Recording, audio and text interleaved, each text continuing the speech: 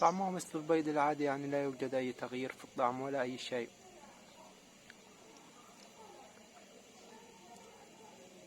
ولكن لا أحد يجرب هذا في المنزل. السلام عليكم. هذه تجربة لا أحد يقوم بها في المنزل، يعني أكتفي بالمشاهدة فقط. أنا غير مسؤول إذا أحد جربها فيكم في المنزل، أكتفي بالمشاهدة فقط.